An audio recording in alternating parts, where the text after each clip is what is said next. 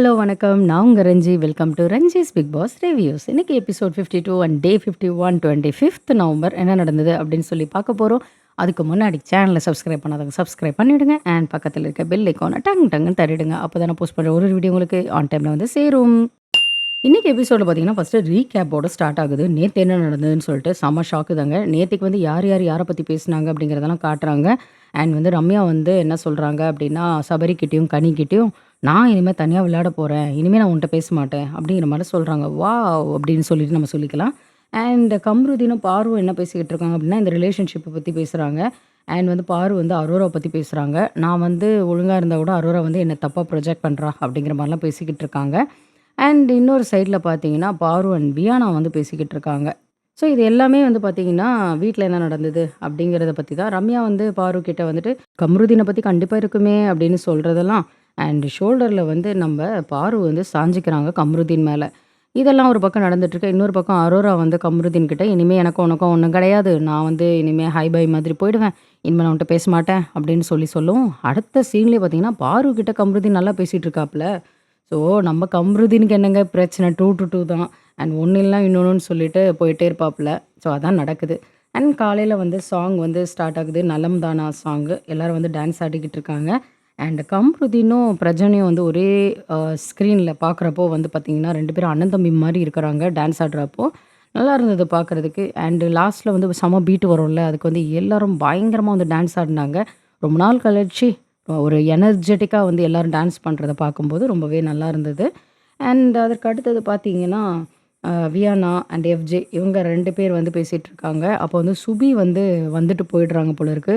உடனே வந்து நீ வேணா போ, நான் வேணா தள்ளி போய்ட்டுறேன், சுபிக்ஷா எதனா நினச்சிக்க போகிறாங்க அப்படின்னும்போது வியானா என்ன சொல்கிறாங்கன்னா, இல்லை இல்லை நாங்கள் 2 பேரும் பேசி வச்சுருக்கோம், கேம் வந்து டிஸ்டர்ப் ஆகக்கூடாது, அதனால் கொஞ்சம் தள்ளி தான் இருக்கணுங்கிற மாதிரி நாங்கள் பேசியிருக்கோம் அப்படிங்கிற மாதிரி சொல்கிறாங்க. ஏன்னா சுபிக்ஷாவும் வியானாவும் ஒன்றாவே சுற்றிட்டு இருந்தாங்க. இப்போ பார்த்தீங்கன்னா தனித்தனியாக இருக்காங்கல்ல, அதை பற்றி சொல்லிட்டு இருக்காங்க. அதனால் ஒன்றும் பிரச்சனை இல்லை, நீ பேசு அப்படின்போது நீ என்ன ரொம்ப நல்ல மாதிரி பண்ணாத அப்படிங்கிற மாதிரிலாம் வியானா வந்து எஃப்ஜே கிட்ட சொல்லிட்டு இருக்காங்க. அண்ட் இந்த லவ் ஸ்டோரி வந்து சடனாக ஸ்டார்ட் ஆச்சு. ஒரு எமோஷனலோ ஒரு ஃபீலிங்கோ கனெக்டே ஆகலை மக்களோட அப்படின்னு தான் சொல்லணும். எல்லோரும் இரிட்டேட் ஆகிட்டு இருக்காங்க. அண்ட் நம்மளோட அரோரா தென் பாரு இவங்க 2 பேர் வந்து பெட்ரூமில் டான்ஸ் ஆடுறாங்க. மாம்பழமா மாம்பழம் சாங்குக்கு. நம்ம அரோரா தான் டீச்சர் போல இருக்கு, கொரியோகிராஃபர் போல இருக்கு, சொல்கிறதுக்கு ஏற்ற மாதிரி ஆடினாங்க. நல்லா தான் ஆடினாங்கங்க. மாம்பழமா மாம்பழம் மல்கோவா மாம்பழமா, ஐயோ என்ன பாட்டுன்னே தெரில, நான் வந்து ரைம்ஸ் பாடுறேன்னு நினைக்கிறேன். அந்த பாட்டுக்கு வந்து டான்ஸ் ஆடுறாங்க. வியானா வந்து அடி பாவிகளா கண்டென்ட் கொடுக்குறீங்களேடி அப்படின்னு சொல்லிட்டு பார்த்துட்ருக்காங்க. அண்ட் அதற்கு அடுத்தது பார்த்தீங்கன்னா நம்மளோட பாரு வந்து உட்காந்து பேசிகிட்டு இருக்காங்க. யார்கிட்ட அப்படின்னா வினோத்கிட்ட அண்ட் நம்மளோட அமித்கிட்ட. அவங்க என்ன சொல்கிறாங்க அப்படின்னா அரோரா வந்து சேஞ்ச் ஆகிட்டா, இப்போ வந்து நீ வந்து பார்த்துக்கோ, இப்போ கம்ருதீன் கிட்ட வந்து பேசணுமா, எப்படி பேசணும் அதெல்லாம் வந்து பேசிடு அப்படின்னு சொல்லிட்டு சொல்கிறாங்க.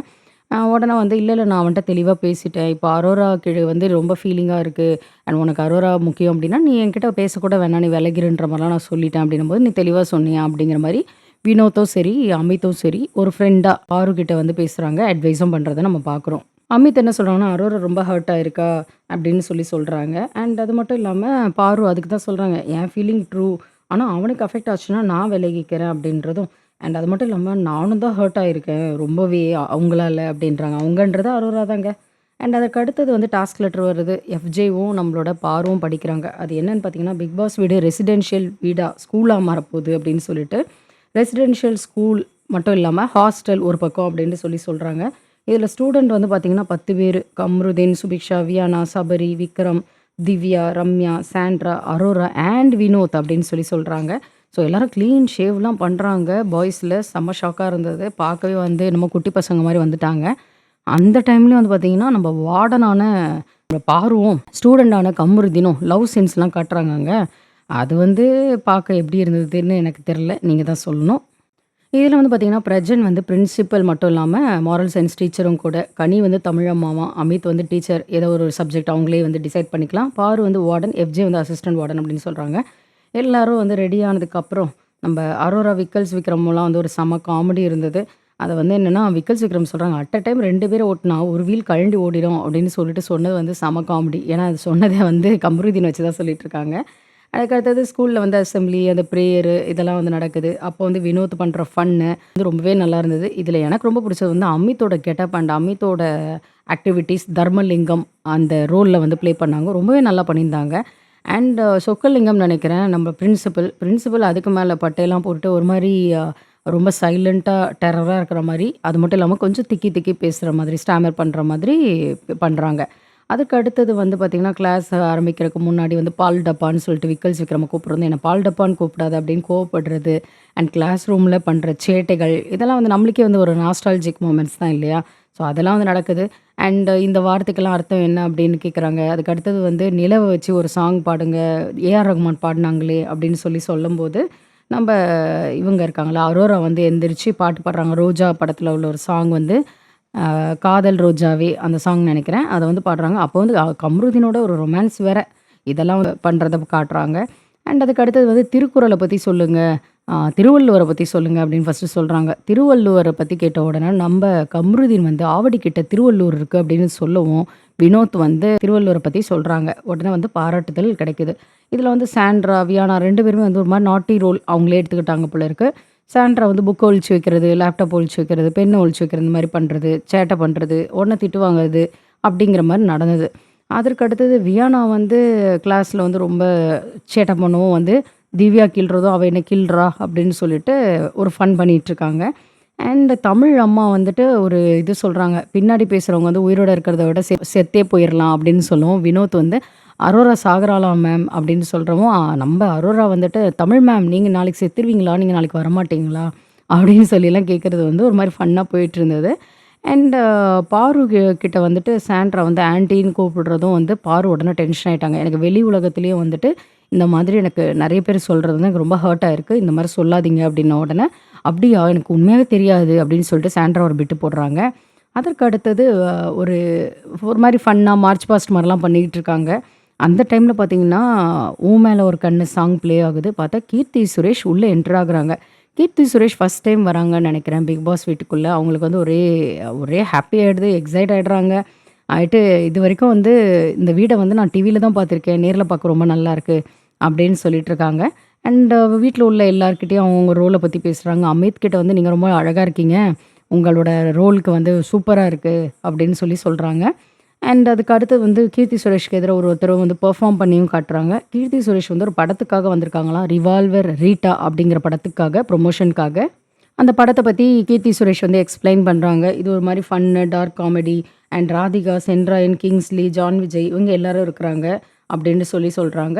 அந்த மூவி வந்து 28th நவம்பர் ரிலீஸ் ஆகுது அப்படின்னு சொல்லிட்டு, டார்க் காமெடி அப்படின்னு சொல்லிட்டு, அதோட ட்ரெய்லர் வந்து போடுறாங்க பிக் பாஸ் வீட்ல.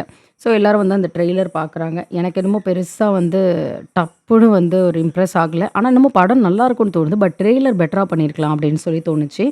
அண்ட் அதுக்கு அடுத்தது பார்த்தீங்கன்னா, ஒருத்தரும் பெர்ஃபார்ம் பண்ணிட்டு இருக்காங்க அப்படின்னு நம்ம பார்க்கலாம். என்னன்னா ஸ்கூல் டாஸ்க்கு இல்லையா? ஸோ எல்லாரும் வந்து ஸ்கூல் யூனிஃபார்ம் போட்டதுக்கப்புறம் ஏதோ ஒரு பெர்ஃபார்ம் பண்ணாங்க. எனக்கு ரம்யா எதுவுமே பெர்ஃபார்ம் பண்ணாத மாரி இருந்துச்சு. அண்ட் அதுக்கு அடுத்தது பார்த்தீங்கன்னா, கானா சாங் வந்து பாடுறாங்க நம்ம வினோத். ரொம்பவே நல்லா இருந்தது. அது கீர்த்தி வந்து ரொம்ப என்ஜாய் பண்றாங்க. ரொம்ப அழகா இருந்தாங்க. அந்த என்ஜாய் பண்ற மொமெண்ட் வந்து ரொம்ப ஜூம் வச்சு சைட் ஆங்கிள், ஸ்ட்ரெய்ட் ஆங்கிள் எல்லாத்தையும் காட்டுறாங்க. சூப்பரா இருந்தது. அதற்கடுத்து பார்த்தீங்கன்னா, வகுப்புகள் நிறைவடைந்தன அப்படின்னு சொல்றாங்க. நைட் ட்ரெஸ்ஸும் வந்து அனுப்புவோம் அப்படின்னு சொல்றாங்க.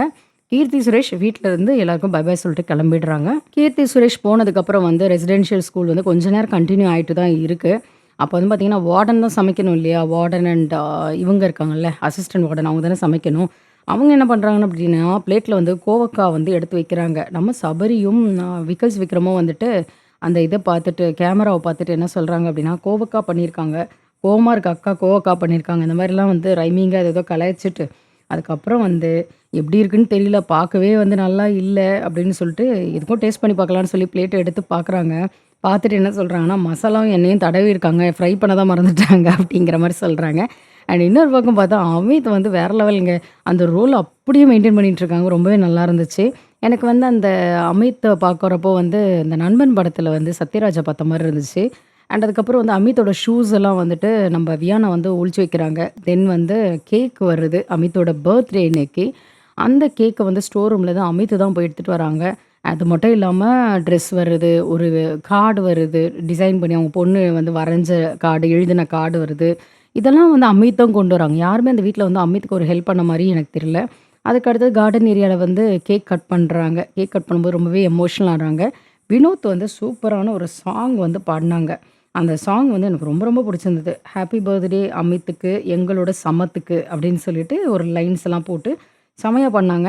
ஆக்சுவலி இந்த காம்போ வந்து ரொம்பவே ட்ரெண்ட் ஆயிருந்தது. இன்னொரு மெயின் விஷயம் என்னன்னா, வினோத் வந்து நம்ம திவாகர் போனதுக்கப்புறம் தெரிய மாட்டாங்கன்னு சொன்னாங்க. பட் பார்த்தீங்களா, அமித் வந்த பிறகு தெரிஞ்சுட்டு தான் இருக்காங்க. அமித் அண்ட் வினோத் இந்த காம்போ ரொம்பவே நல்லா இருந்தது. இதுதான் ஒரிஜினல் மெய்யழகன் காம்போ அப்படின்னு சொல்லி தான் பேசிட்டு இருக்காங்க மக்கள் சைட்ல. ஸோ நான் உங்கள நாளை சந்திக்கிறேன். Until then it's me Ranji signing off. Take care. By.